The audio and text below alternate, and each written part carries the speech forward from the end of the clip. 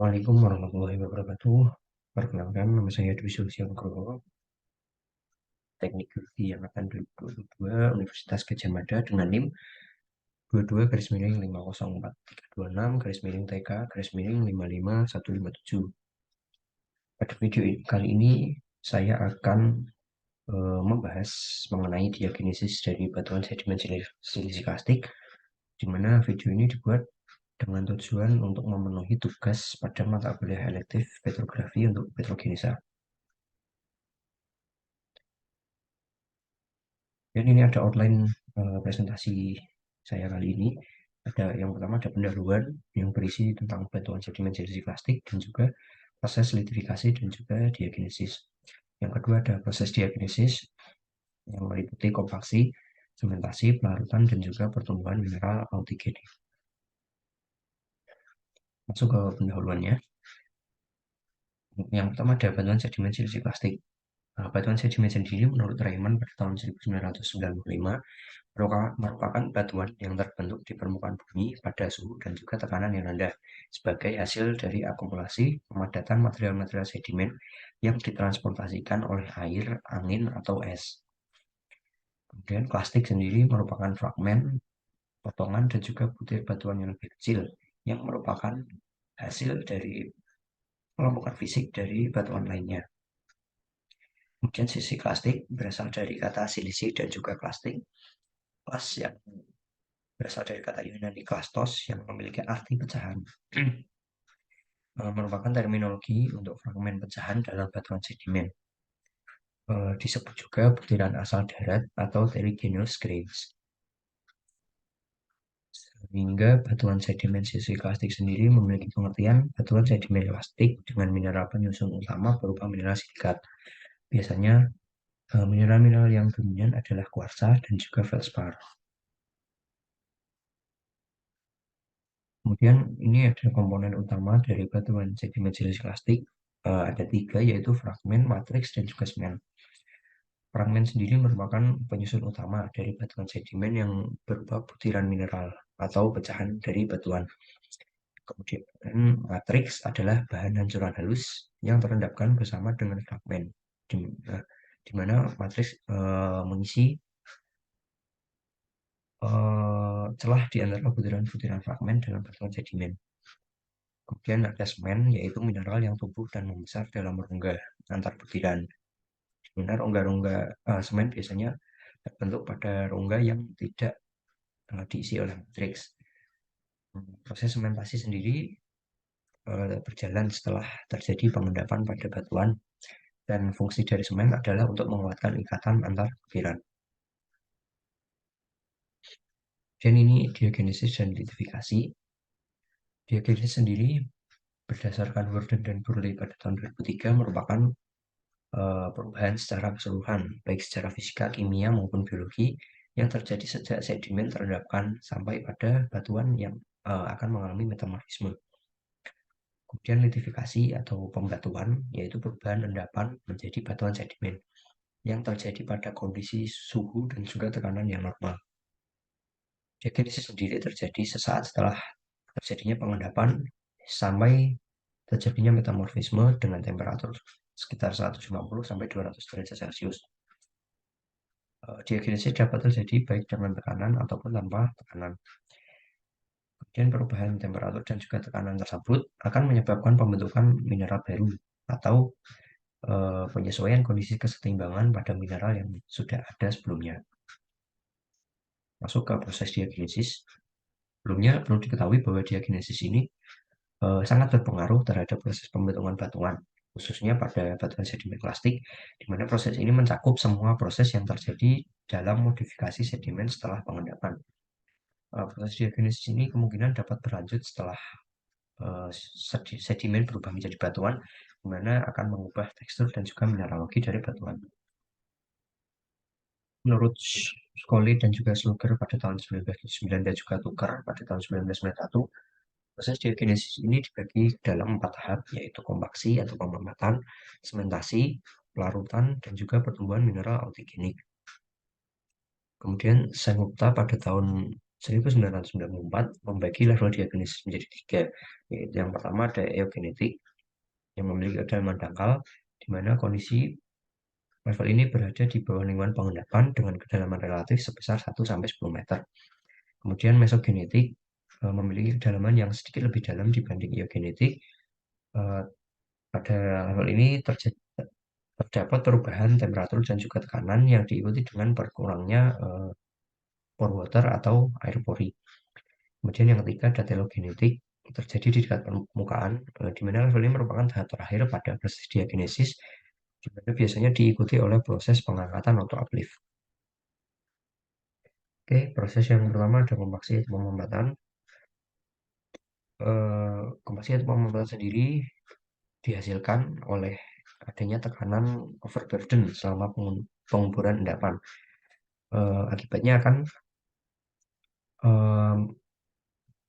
menyebabkan berkurangnya volume dan meningkatkan densitas dari batuan sedimen.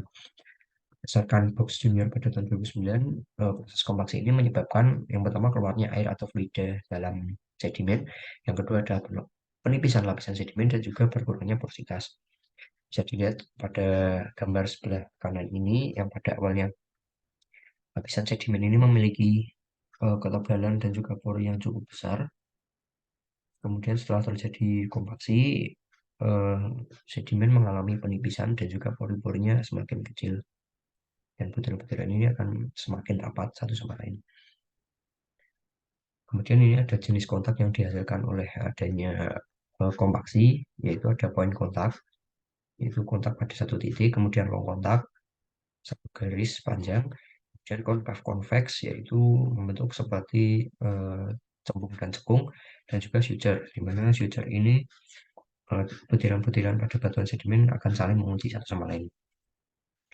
Kemudian ini ilustrasi dari Worden pada tahun 2003, ada depositional fabric, mechanical compaction, dan juga chemical compaction.